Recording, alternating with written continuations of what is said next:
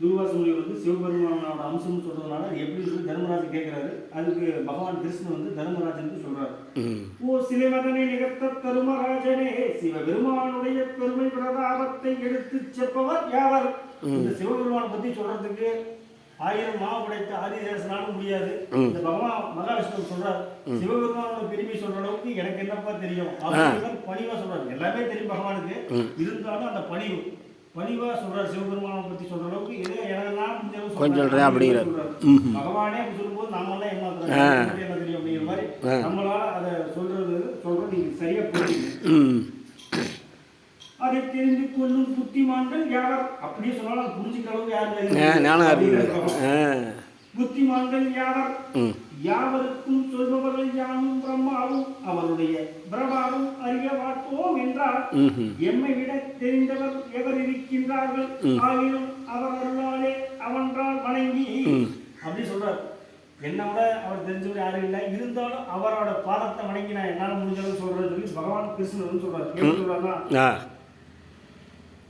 என்னும் அருள் வாசகப்படி அவரது கடாட்சம் பெற்று அன்பு அருகனான ஆகையால் அவரை பூசித்த படத்தினாலே தைரியமாய் தெரிந்த மட்டும் சொல்லுகின்றேன். நீ அவருடைய சித்த விலாசத்தை கண்டமில்லாத உமது உள்ளத்தில் கொள்ளும் என்று நில்லுகின்றார். ஓ வல்லலே, உபத்திர ஜபம் 100 அன்னபுடாதியில் எவனோ அவன் இம்மையில் காணப்படாத சலோக சனீத சாரும் என்னும் பதவி 3 கடந்து நான் காவலாகிய சாயுச்சியும் பெறுவான். மகாதேவன் என்று வசனித்தவர்களுக்கு மிஞ்சின பெரியோர்கள் இல்லை. அவரை தாமச குணம் என்று தெரியாதவர்கள் சாற்றுவார்கள். அவர் அருமைகளுக்கு தாமச குணத்தார், கருவிகளுக்கு சாத்வீக குணத்தார். அவர் குணம் இறந்தவர், ரூபம் இல்லாதவர், அனுக்கிரக நிமித்தம் மானிட சட்டை சாற்றி தோற்றுபவர், பசுபதியானவர், மேலும் அணுவுமாக விளங்குவார். அண்டமும் அவர்தான், அணுவும் அவர்தான், அணுவுமாக விளங்குவார். பஞ்சபூத சகிதமாயும் உலாவுவார்.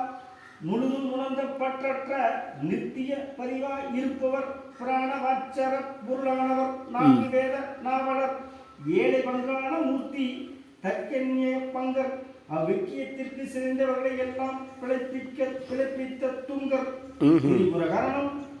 திரிபுர கரகானம் செய்தவர். அந்த காலத்தில் நகைத்த போது அந்த நகை நின்று ஊர் குழவி கிடைக்க அதனை கண்ட தேவர்கள் சதாசிவத்தை வணங்கி குழவியை எங்களுக்கு கழித்து அருள் என்று கேட்டனர்.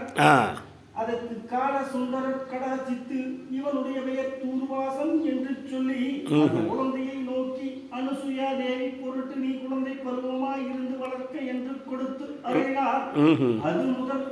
அது முதல் சிவமெனும் பொருளாய் என்று வளர்ந்து ஜெகமெல்லாம் திரியும் சிதேந்திர மூர்த்தியானார்.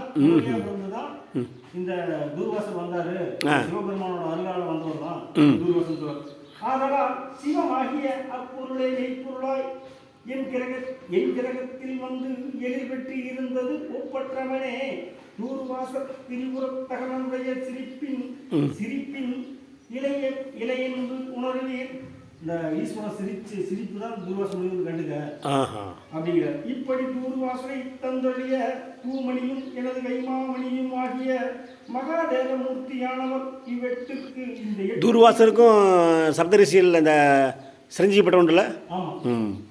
ரைட். தூர்வாசனை தந்தொழிய தூமணியும் எனது கைமாமணியும் ஆகிய மகாதேவ மூர்த்தியானவர் இவ்வெட்டு திக்குமாகி நிலம், நீர், நெருப்பு, காற்று, ஆகாயம், சூரியன், சந்திரன், ஆன்மா என்னும் அஷ்டமூர்த்தியாக விஷ்ணு, உருத்திரன், மகாதேவன் என்னும் நான் குருவாகி, சிவம், சக்தி, விந்து, நாதம் என்னும் நான் கருவாகி, இவற்றினிடையே சிருஷ்டி, திதி, சங்காரம், திரௌபவம், அனுக்கிரகம் என்னும் பஞ்ச கிருத்தியங்களை அருகாமா உருவமாய் இருந்து நடாத்தும் சதாசிவமூர்த்தியாகவும் இருப்பவர். அவருக்கு அநேக திருநாமங்கள் உண்டு. அவைகளில் ஒரு நாமம் மேலும் உறுதியாய் வெளுத்துவாராயில் அவன் எழுத்தையும் மந்தகான எழுத்தையும் அகற்றி வாழ்வார்கள். இந்த சிவனுக்கு பல பேர் உண்டு. அது ஒரு பேரை பின்பற்றி